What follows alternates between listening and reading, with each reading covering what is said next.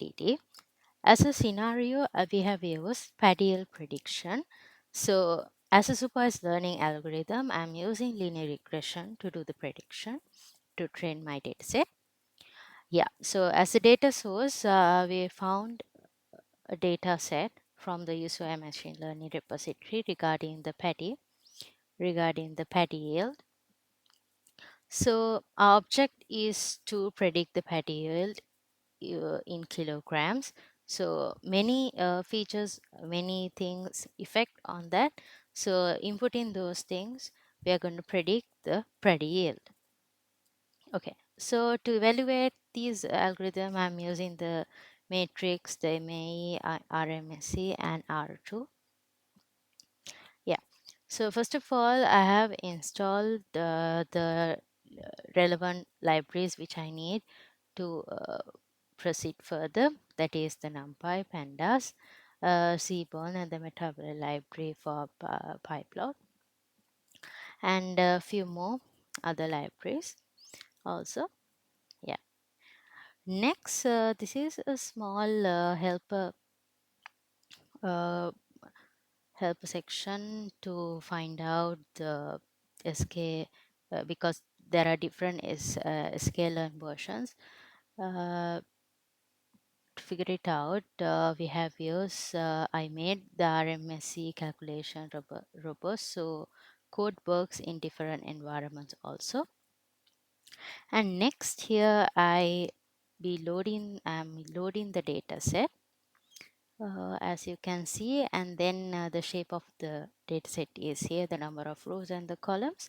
So the columns are with the target column also. Altogether there are 45 columns. So I've got a small preview of first 5 rows of our dataset.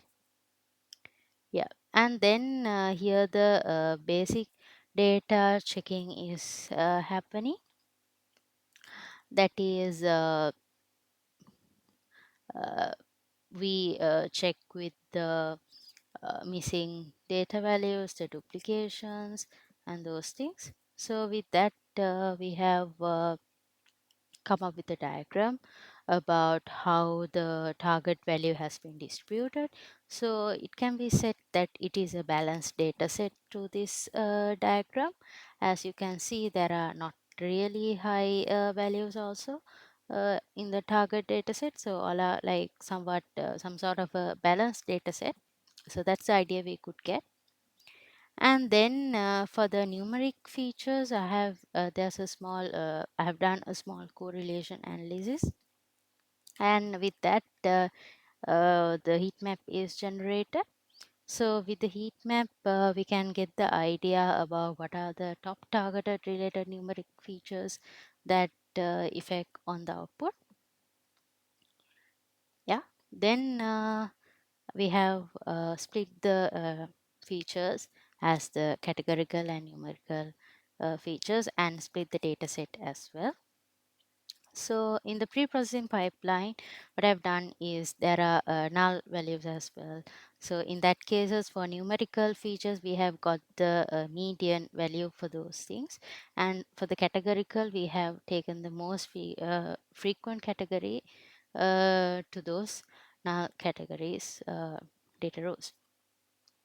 Yeah. So at this part, the linear regression is happening. And finally, I've got the MAE and the RMSE and the R2 score. You can see the R2 score is 0.9, somewhat near to 1.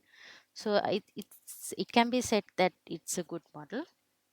And then this is the feature effect directions and the magnitude in the linear regression coefficients. So you can see there are a few minus coefficients and also plus values as well. And this is the cross validation part of it. So with the cross validation also we can find out everything perfectly. We can make sure that all the data, the model is trained very well with all the whatever we split the data set into different parts, and whatever the section we give gives the correct output, so we can get that guessing through this.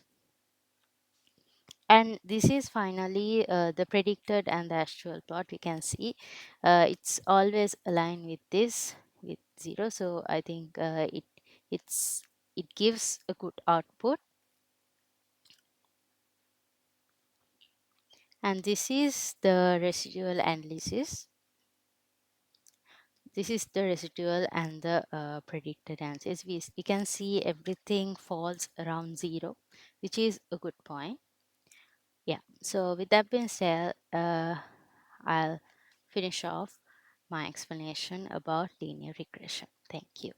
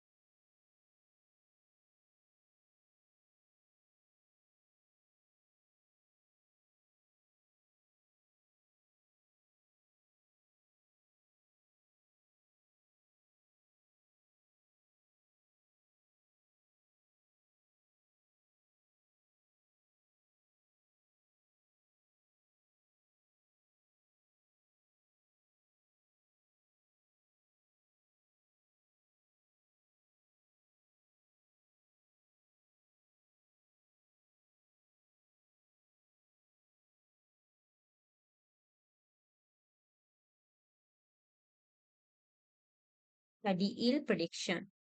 Our problem is a supervised machine learning regression problem. The goal is to predict paddy yield in kilogram using agricultural, soil, fertilizer, weather, and environmental features from the dataset. From this part, I use the random forest regressor. I selected this algorithm because random forest is well suited for regression tasks with many input variables and complex nonlinear relationships. It is also effective when the dataset contains different types of features that may interact with each other. First, I loaded the dataset and performed data exploration. I checked the shape of the dataset, data types, summary, and missing values. The dataset contained 2,789 rows and 45 columns, and there were no missing values.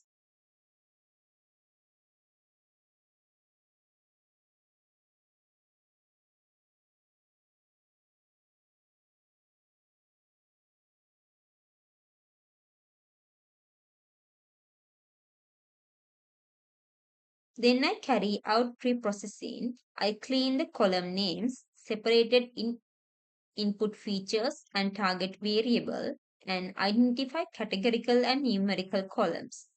Since the dataset had categorical variables such as agriblock, variety, soil type, nursery type, and wind direction, I applied one-hot encoding to convert them into numerical format.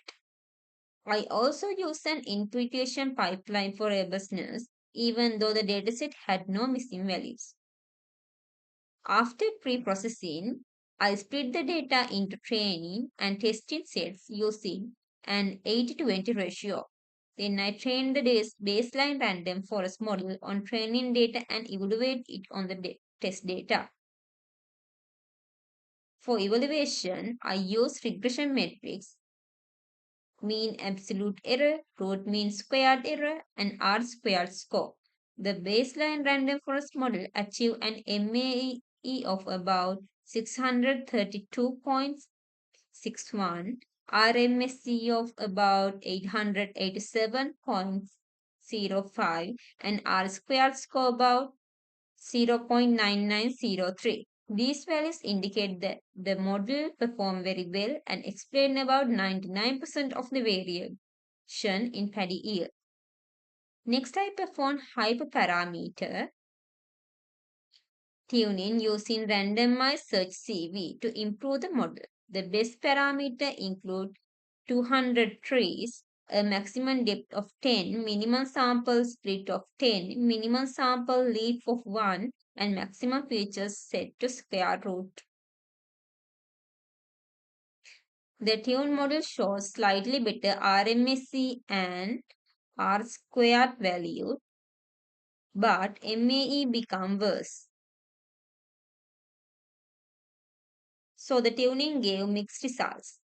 This means the baseline model was already strong, and tuning improved some metrics but not all.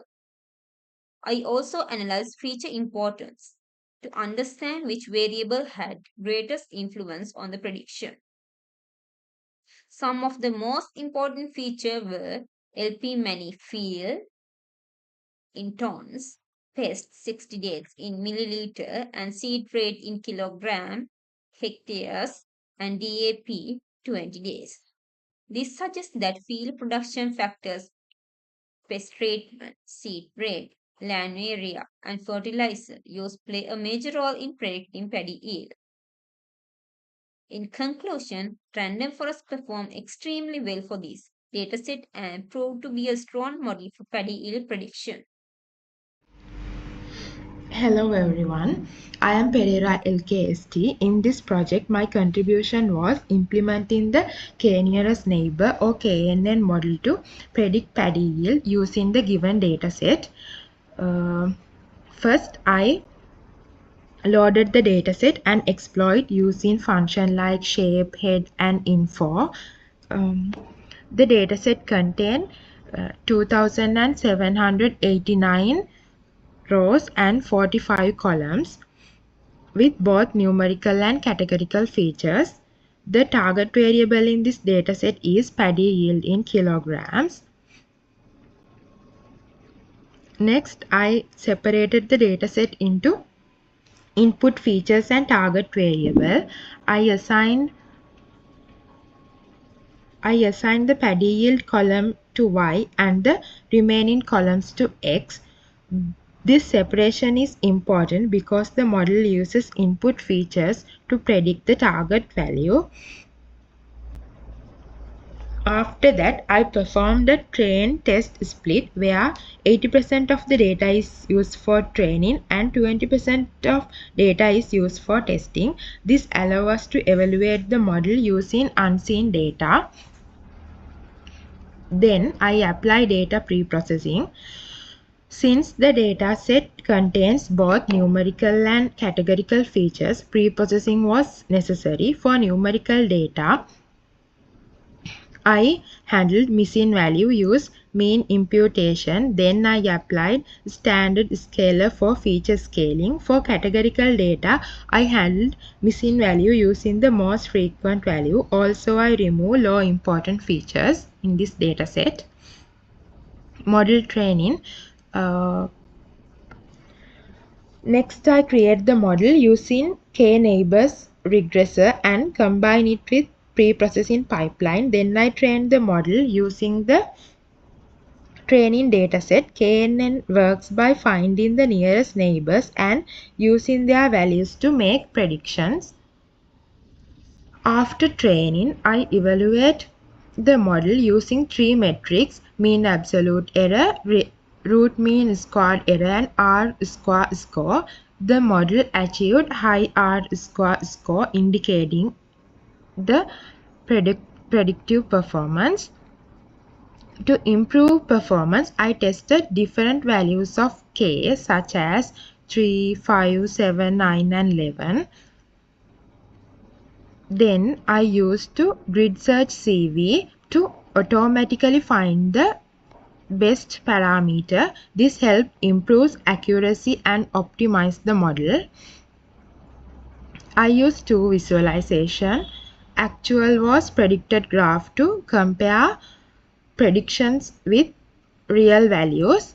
Then I used K value was R square graph to find the best K value. These graphs help evaluate the model performance visually. In conclusion, the KNN model performs very well and provides accurate predictions.